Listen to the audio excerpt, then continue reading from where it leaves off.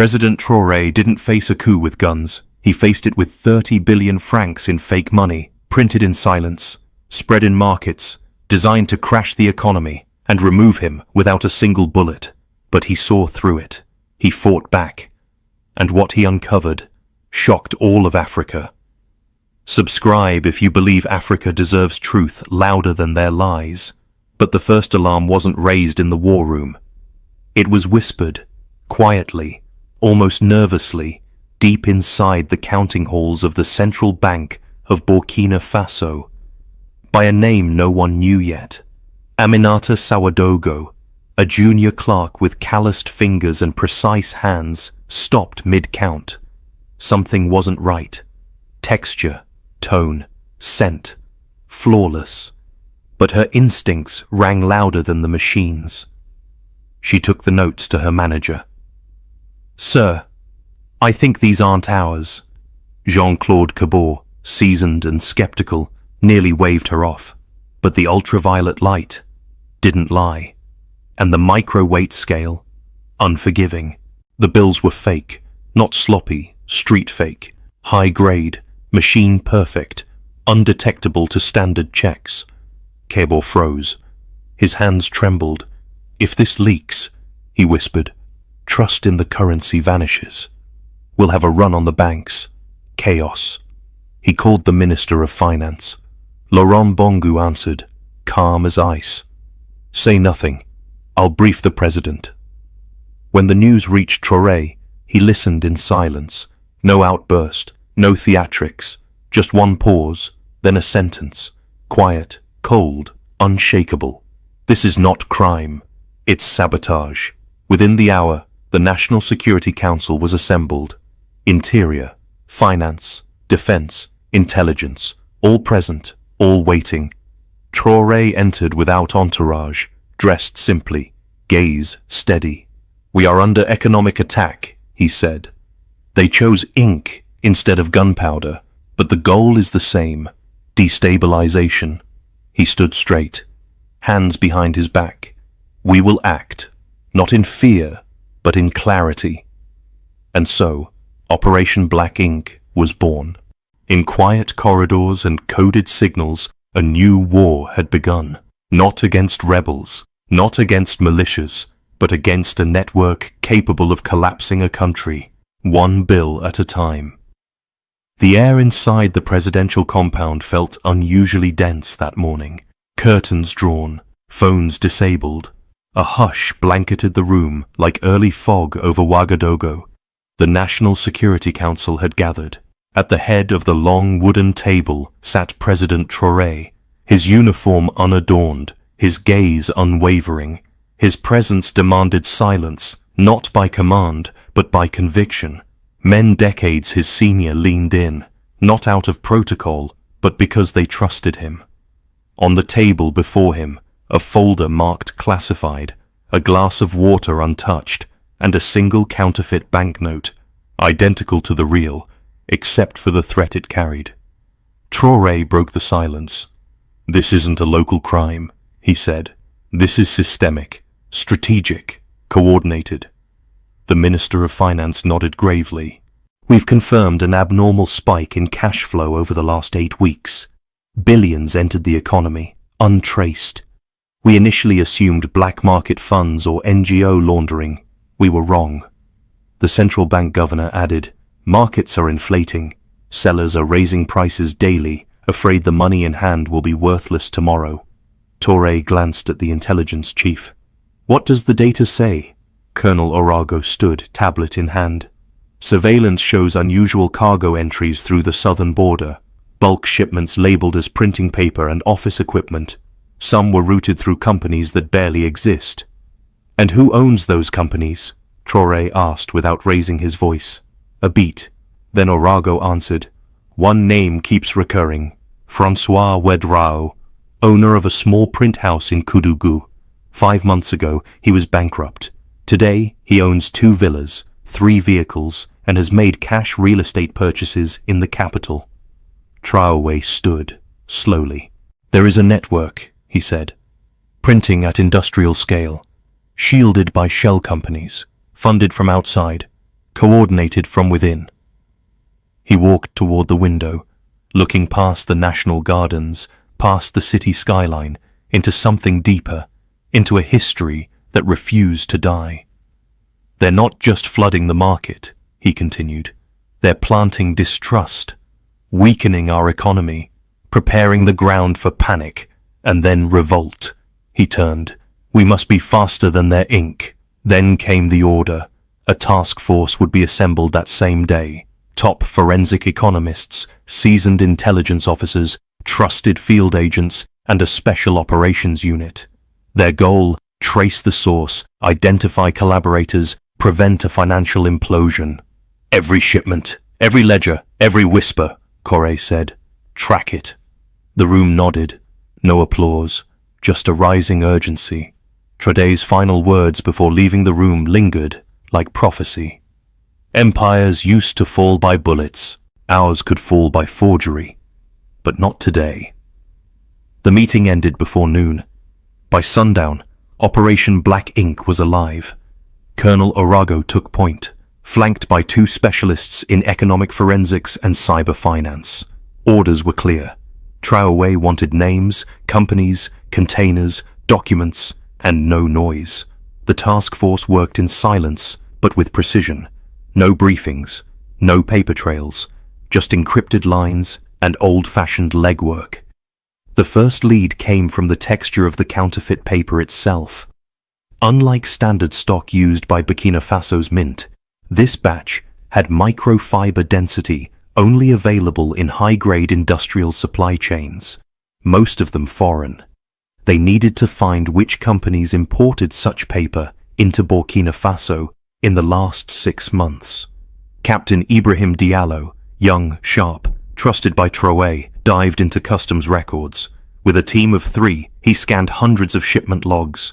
In a buried line of digital entries, he found them. 5 separate deliveries of office paper rolls, imported under shell corporations with shallow tax IDs. 3 were dead ends. But the 4th, Primary Modern ESA Printing, wasn't. The listed owner, François Ouagadougou, a name Colonel Ouagadougou had already flagged. Diallo pulled his file. A local print technician from Ouagadougou, who went bankrupt a year ago. Suddenly, 5 months ago, Ouagadougou purchased a villa in the upscale district of Ouaga Nord. Then came the cars. Then the foreign vacations. His declared income? Still listed as freelance design consultant. Suspicion turned to certainty. Diallo presented his findings to Traoré that evening. Mr. President, he began, placing a folder on the desk.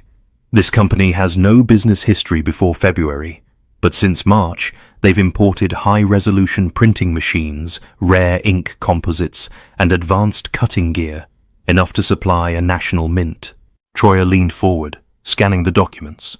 His voice was low, but the room tensed around it. Is he protected? Diallo nodded. We believe he's being watched, or owned. Surveillance? Already underway. We're tracking his communications, movements, associates. We're keeping distance, no contact. Traoré closed the file gently. I want his world X-rayed. Every person he speaks to, every number he calls, every cafe he enters, but no alarms. Let him feel safe. The shadow team moved in. Ouagadougou's villa became a node of data. Cameras perched in unmarked cars, microphones inside flower pots, drones in the night sky. He lived alone but met many. Bankers, clerics, former bureaucrats, foreign men with diplomatic plates. Nothing conclusive until a Thursday midnight. Ouagadougou exited his home dressed in black. He entered a nondescript 4-wheel drive. No destination on the GPS. Just south, out of the city. The team followed, 2 cars behind. Target leaving Ouagadougou. Heading southeast, the radio buzzed. He drove for an hour, past industrial fields, toward a shuttered textile complex near Ouagadougou. He parked outside a rusted warehouse. The gates opened. He entered. From inside, faint humming. Lights flickered. Machines were operating. The surveillance officer whispered through the line. They're printing. Right now. At that moment, Traoré was informed. He didn't blink. Hold your positions, he said. No engagement. I'll lead the entry myself." And with that, the president of Burkina Faso prepared to walk into the lion's den, not as a politician, but as a soldier. It was 1:37 in the morning when the convoy moved. 20 unmarked vehicles, engines low, headlights off, gliding through the sleeping arteries of Ouagadougou. Inside one of them, President Traoré sat still, helmet resting beside him, eyes locked forward. He had insisted on leading the operation, not from a distant command post, but from the front. The last radio transmission came in. "Target confirmed. Lights inside the warehouse. Machinery active. No exits detected." Captain Diallo, in the lead vehicle, adjusted his grip. "We wait on your signal, sir." Traoré simply nodded. The convoy halted 200 meters from the compound. Trees provided cover. Drones circled above, feeding infrared images to the command screen. Inside the warehouse, bodies moved between massive machines. Paper stacks glowed under the heat lamps. The airwaves buzzed with the hum of mechanical betrayal. Traoré stood and stepped out into the night. He walked quietly, flanked by 2 close guards, toward the perimeter. At the final bend, he took the megaphone. "Attention inside the building. This is Burkina Faso's National Command. You are surrounded. Do not resist." Silence. Then, the machine stopped. Lights shut off. Shadows darted. "Prepare breach," Diallo whispered. "They're destroying evidence." "No gunfire unless provoked," Traoré ordered. Capture is priority. Proof must survive. The main gate was forced open. Special forces flowed in like a tide, silent, focused.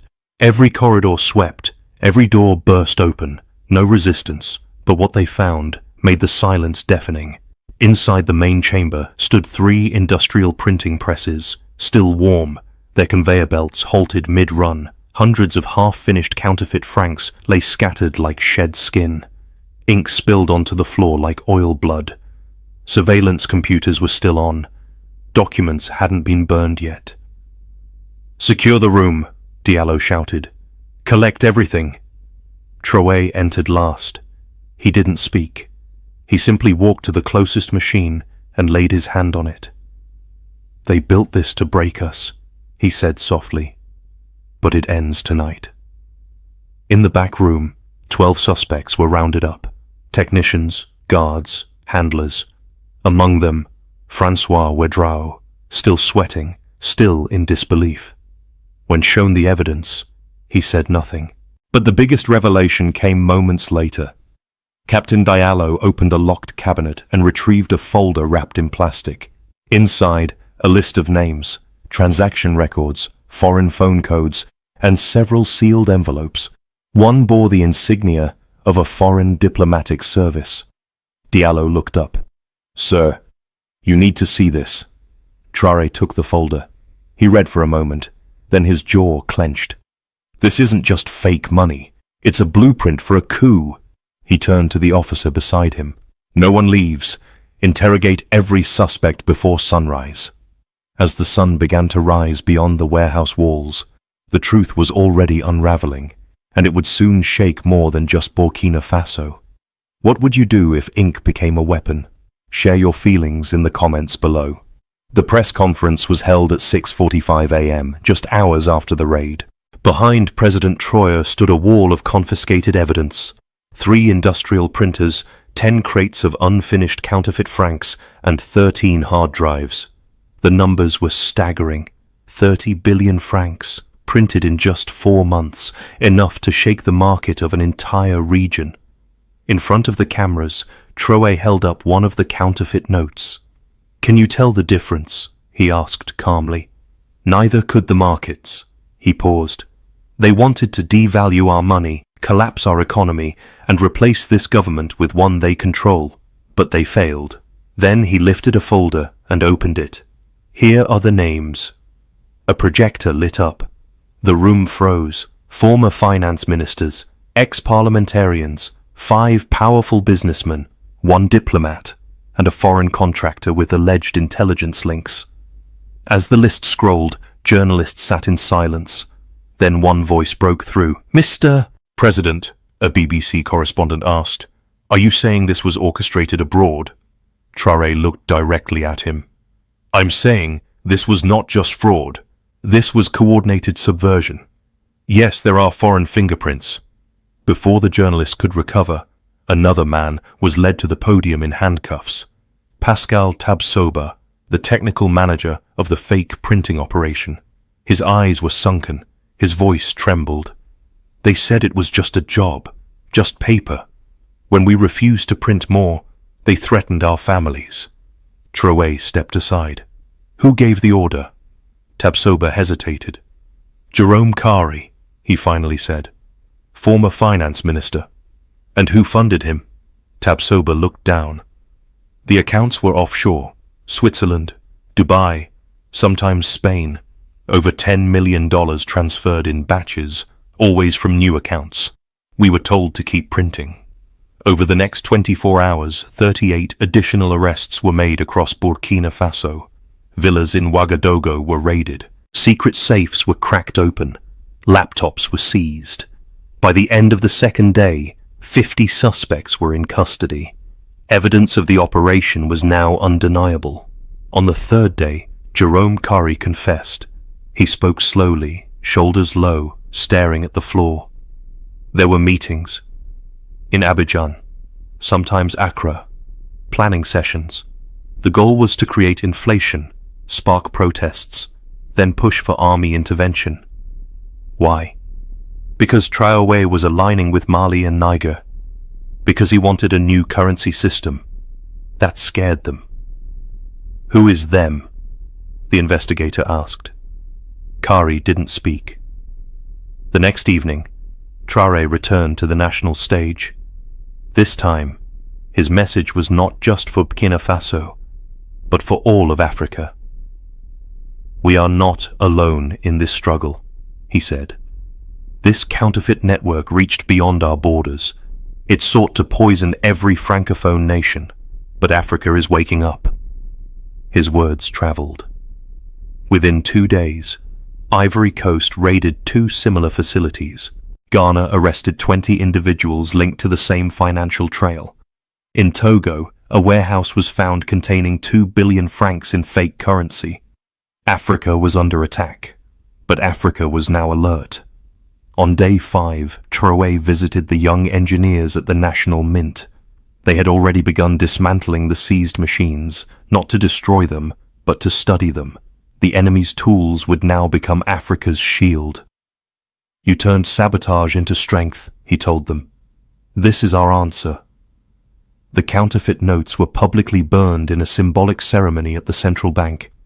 Traoré personally threw the first bundle into the flames. No one will ever steal the dignity of our labor again, he said. But the fire did more than burn paper. It lit something deeper, a spirit of resistance. The fire roared for 7 hours straight. Inside the courtyard of the Burkina Faso Central Bank, under the watchful eyes of the nation, 30 billion francs in counterfeit currency were reduced to ashes. Traoré threw the first bundle into the flames. The ink hissed, the paper curled. The weight of a silent invasion burned before his people. This is not just fake